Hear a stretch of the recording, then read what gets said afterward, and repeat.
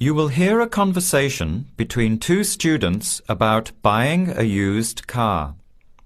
First, you have some time to look at questions 1 to 6.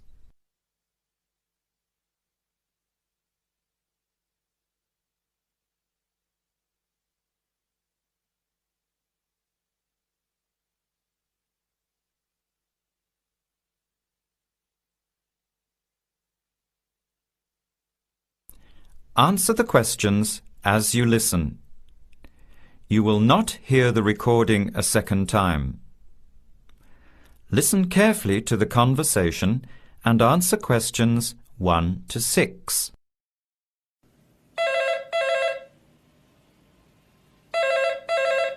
Hello. Hello.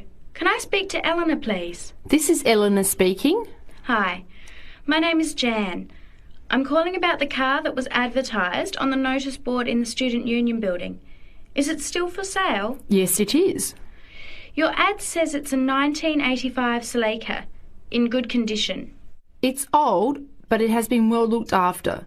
My family has had the car for 10 years. I'm just the third owner and my mother had it before me, so we know its history. We've got all the receipts and records. It's had regular maintenance and the brakes were done last year. It runs really well but looks its age. Why are you selling it, by the way? Well, I'm going overseas next month to study. I'll be away for at least 2 years, so I have to sell it. Unfortunately, it's been a good car. You want $1,500, is that right? I was asking $2,000, but since I need to sell it quickly, I've reduced the price. Would you like to come and take it for a drive? I don't live far from the university. Yes, I'd like to have a look. What time would suit you? Any time this evening is fine. Well, I finish classes at 6 o'clock. How about straight after that? Say 6:30? Great, I'll give you directions. When you leave the main gate of the university, turn left on South Road and keep going until you get to the Grand Cinema. Take the first right, that's Princess Street. I'm at number 88 on the right. So it's 80 Princess Street? No, it's 88 Princess Street and the suburb is Parkwood. You'll see the car parked in front. It's the red one with the for sale sign on it. OK, thanks Eleanor. I'll see you later. Bye. Before you hear the rest of the conversation, you have some time to look at questions 7 to 10.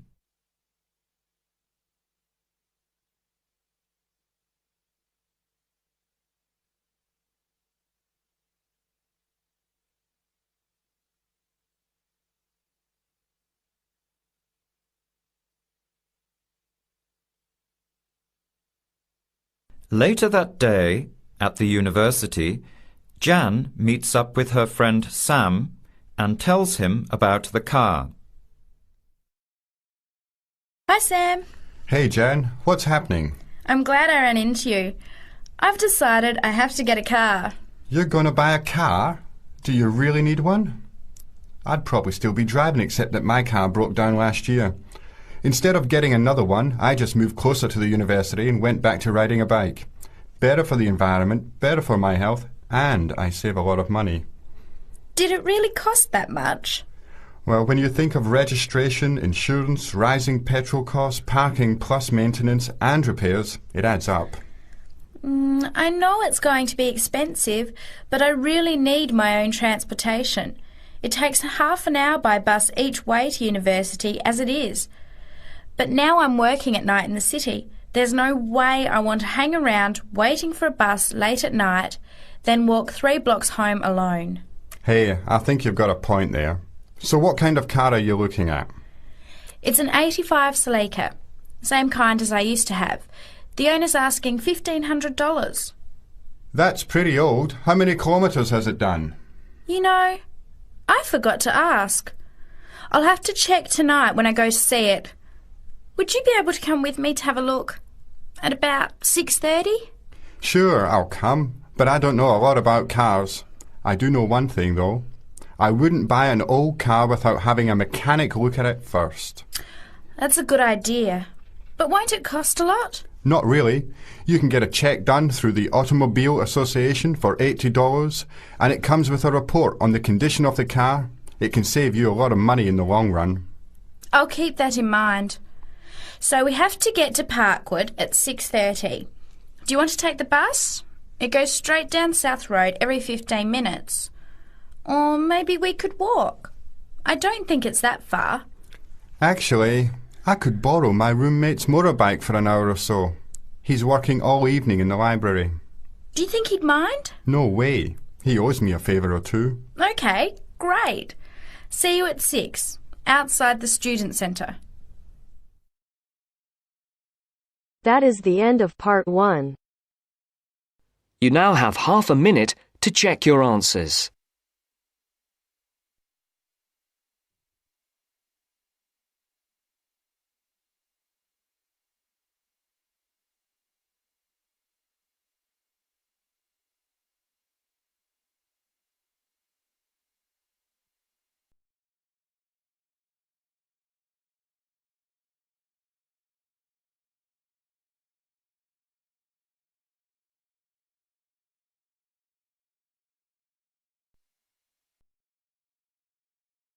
Now turns to part 2.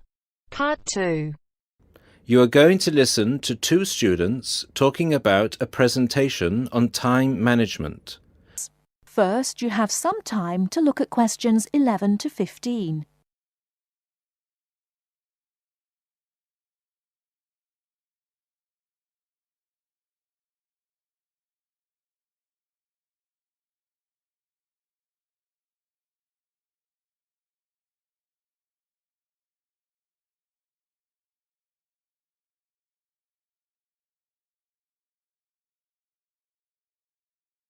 Now, listen carefully and answer questions 11 to 15. Hi, Mark. What are you doing? Hi, Lucy. Well, I'm preparing this seminar on time management. I'm supposed to do a presentation on the topic next week. Ironic, isn't it? I'm probably the worst student when it comes to time management. I don't think you're that bad compared to some other people I know. Do you need some help with it? Yeah, I just don't know where to start, to be honest. When are you doing the presentation? I'm supposed to hand in the draft on Wednesday at 11 a.m. The presentation is scheduled for 10 a.m. this Friday. That's not too bad. This gives you the whole weekend to prepare. Let's brainstorm some ideas, shall we? Do you want to get a pen and paper to jot down some thoughts? I think you should start with a broad general statement. For example, I read somewhere that organizing time is a skill like learning to drive or tying your shoelaces. Then you could move on to discussing the common problems people have with managing time. That's not a bad idea. One of the common problems is putting things off. Yeah, you could also mention some common signs of this symptom, such as last-minute holiday shopping, putting off visits to the doctors or the dentist. Another problem is relying too much on your memory and not writing things down. Do you mean not keeping a diary or a planner to plan the tasks? That's right. For example, writing down what I need to do in a diary or planner helps me remember what I need to do and makes me more focused on the tasks for the day. Good idea.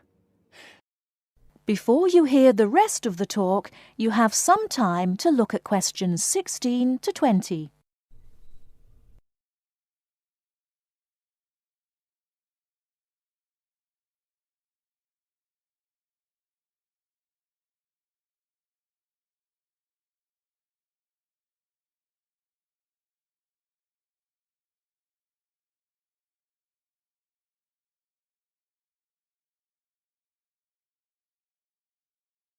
Now listen and answer questions 16 to 20.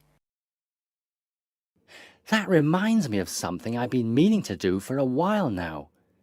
Anyway, I should also include some advice on how to deal with the problem, shouldn't I? Sure, you can talk about some ways of stopping procrastination. I guess making a to-do list can help one focus on what needs to be done. Definitely.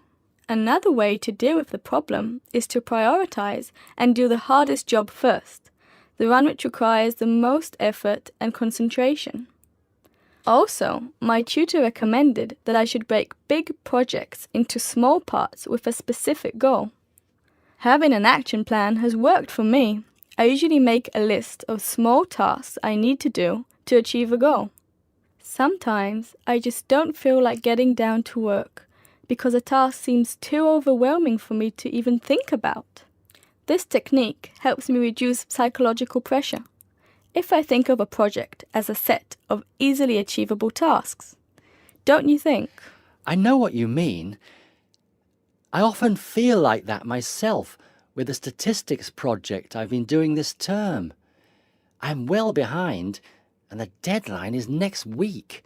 I think setting deadlines and sticking to them can help one to achieve goals. You can discuss this aspect in your presentation too. A good point. Setting deadlines can also help one become more realistic about the time it takes to do tasks. Another point you could include is how to deal with interruptions. Okay, I guess blocking in time to handle unpredictable interruptions can help one stay focused. Not just that, some interruptions, such as phone calls, can be easily avoided by using answering machines, for example. Saying no, which is one of the most useful words in English, is also very effective. It can be tough sometimes, but you've got to learn to say it nicely but firmly. I think you've got enough ideas here to start with. Definitely. Thanks a lot for your help. I just need to type the ideas up and I think I'm all set. Do you think you can lend me your laptop for a couple of hours? I'm afraid I can't. I've got to finish my own project. Never mind. I'll use one at the library. You certainly know how to say no. Learned it the hard way. Got to go now. Good luck with the presentation. Cheers. See you later.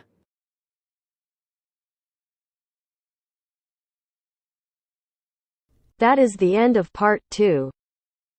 You now have half a minute to check your answers.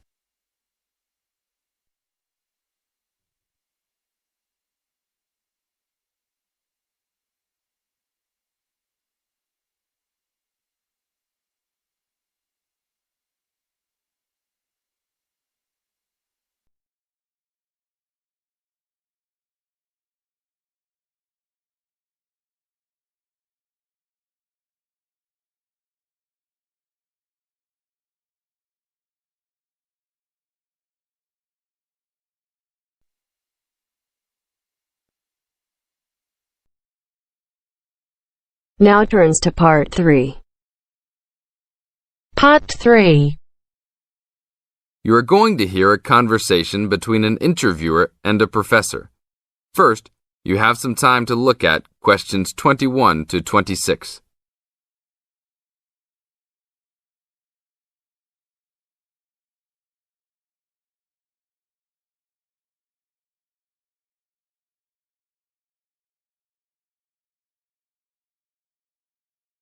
Now listen to the tape and answer questions 21 to 26.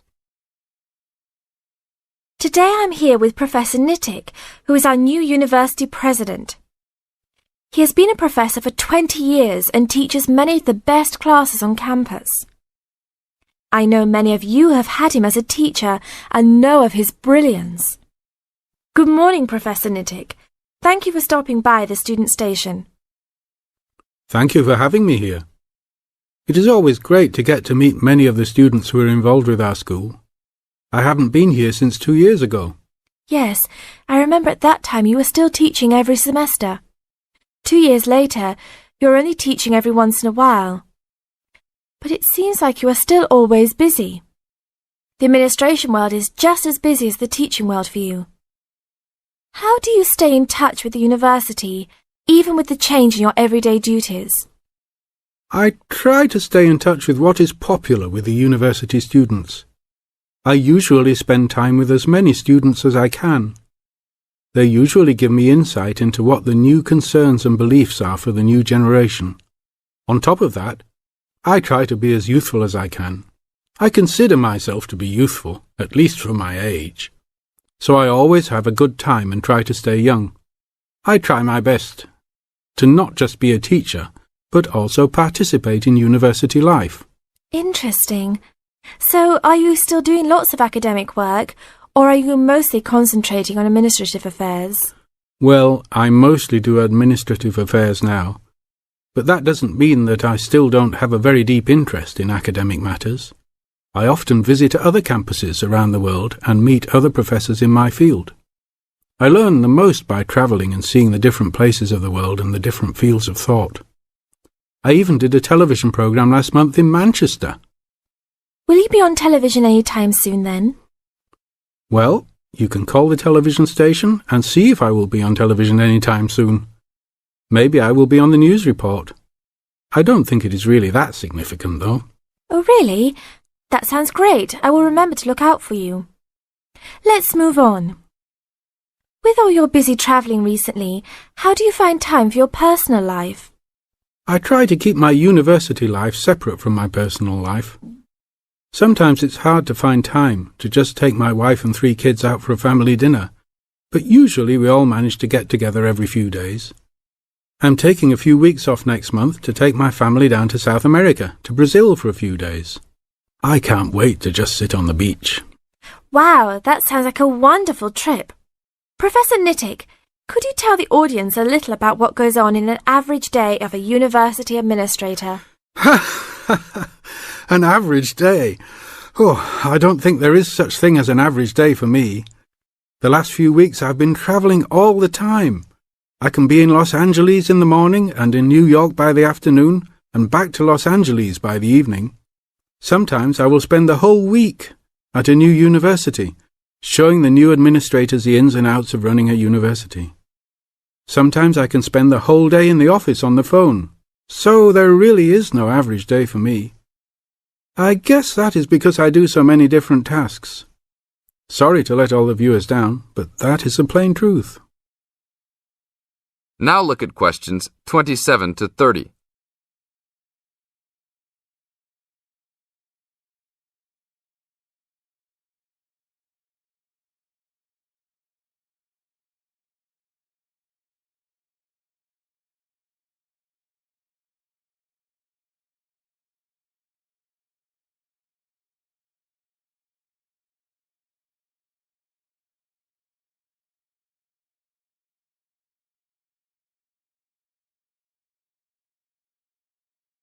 Now listen to the tape and answer questions 27 to 30.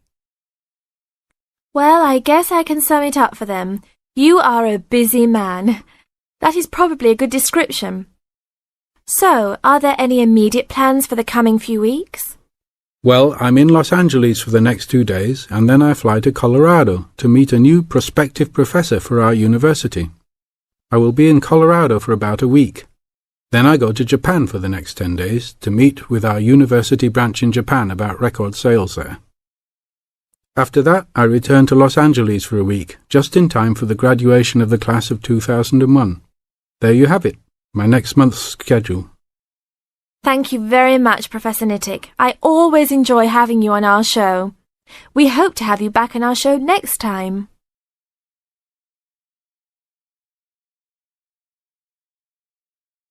That is the end of part 3. You now have half a minute to check your answers.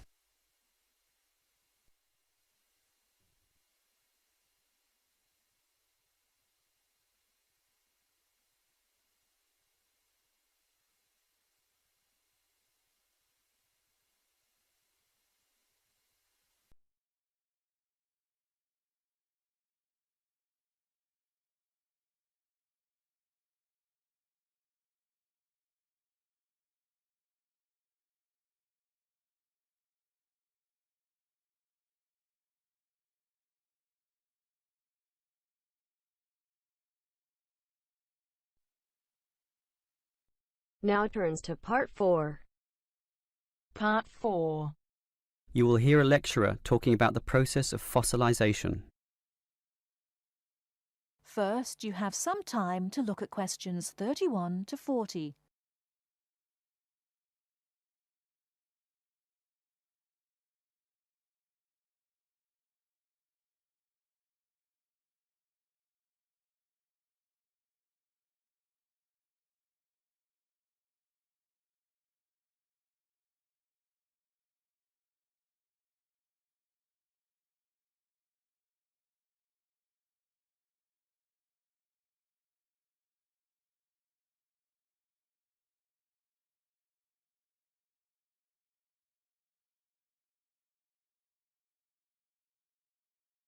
Now listen carefully and answer questions 31 to 40.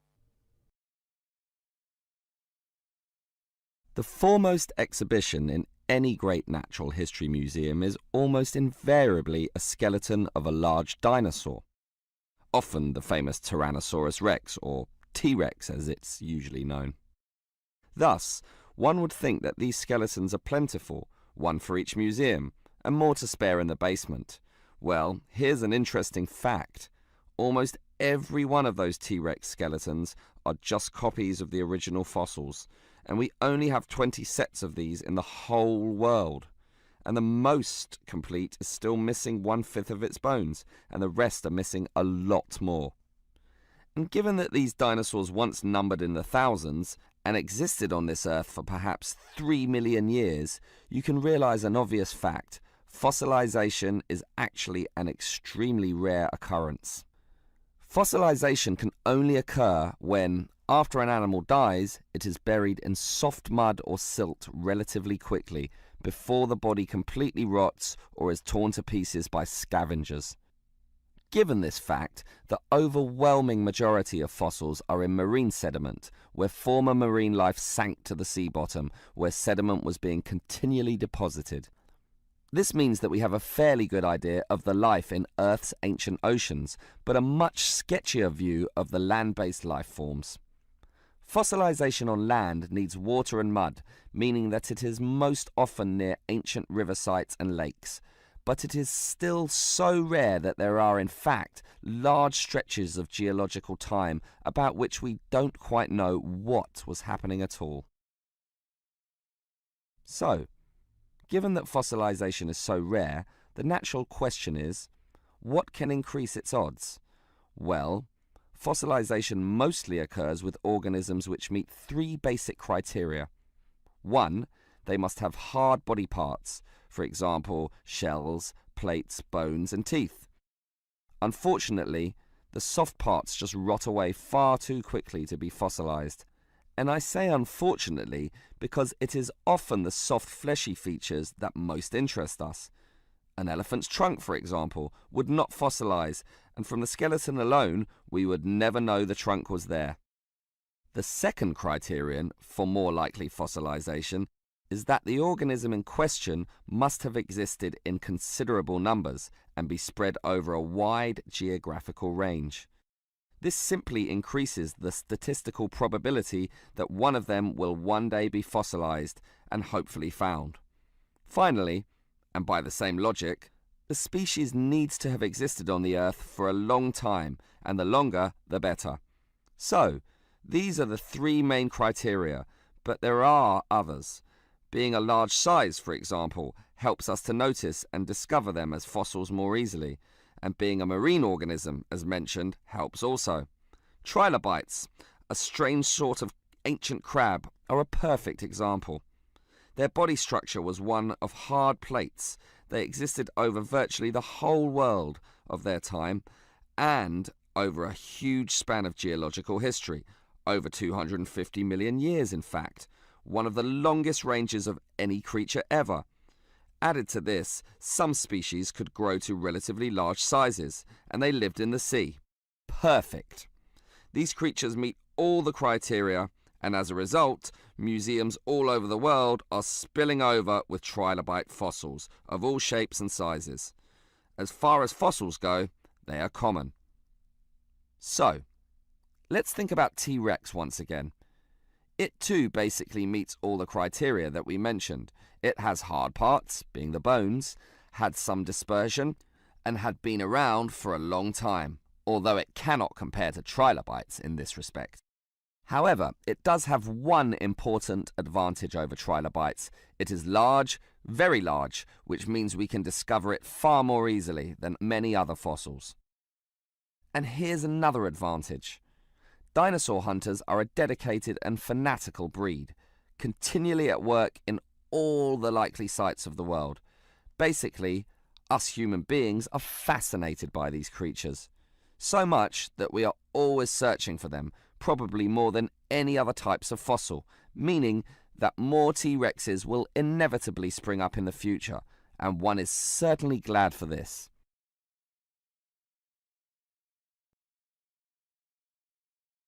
That is the end of part 1. You now have half a minute to check your answers.